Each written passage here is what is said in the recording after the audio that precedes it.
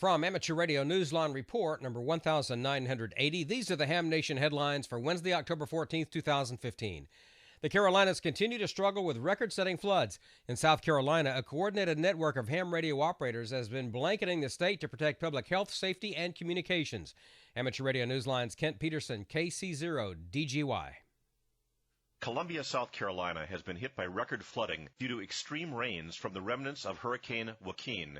This area of Columbia, South Carolina is quite beautiful, and one of the things that make it so is the developers a long time ago took a creek that ran through there and pooled it in certain places, so most of these homes are waterside. Of course, right now that's the problem. That's Emergency Services ham radio operator Tom Ashton, W4THA, explaining how the beautiful development is now prone to flooding. South Carolina is fortunate to have a system we call SC HEART. That's an acronym for South Carolina Health Emergency Amateur Radio Team. And it works in conjunction with the state's public broadcast system. It uses the same microwave towers that the TV station uses around the state, which are quite extensive and cover just about every corner of South Carolina. So we have handheld coverage, if you will, from almost anywhere within the state through this linked repeater system using these microwave towers. All the VHF channels within that SC HEART repeater system that I mentioned are linked,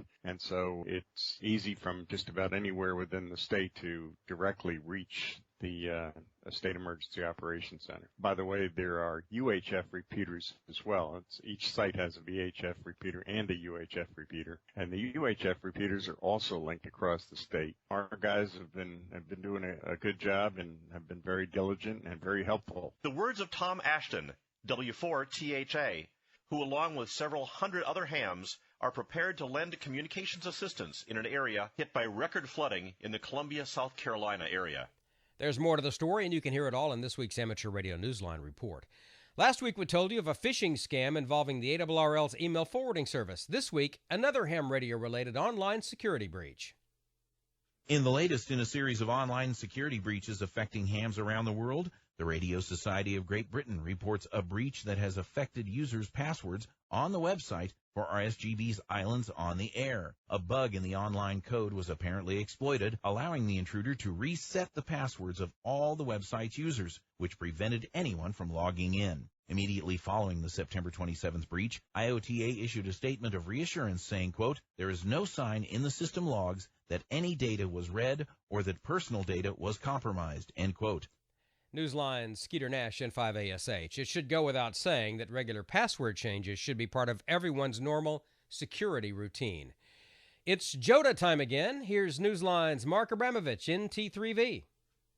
It is still the largest scouting event in the world. Last year, some 1.3 million scouts took part, and they were spread among 157 countries. Jim Wilson, K5ND, who is the national coordinator for JOTA activities for the BSA, says the concept is simple. It's really to get scouts engaged in conversations with other scouts around the world so that they're being exposed to other cultures, other ways of doing scouting, and even the seasons of the year that are different in different countries. It's springtime in Australia as it's fall here in the U.S. And Wilson says it requires licensed ham radio operators to make all of this happen. As amateur radio operators, we feel it's a big opportunity to introduce the technology and the fun and just the magic of amateur radio to have those conversations. He says the event activity will be spread across many bands and many modes. Primarily single sideband, but Echolink, D-Star, digital mobile radio, DMR, is open, IRC, and those kinds of modes, and a growing interest in moonbounds. There are many registered volunteer scouters who are also licensed hams who set up stations to help scouts communicate. There's also an internet component to this event. You can learn more about JOTA and Jamboree on the internet by going to our website, www.arnewsline.org, and clicking on the script link and following the story to 2 links for the event. A published report in Dayton, Ohio has cast doubts on the location of next year's Dayton Hamvention.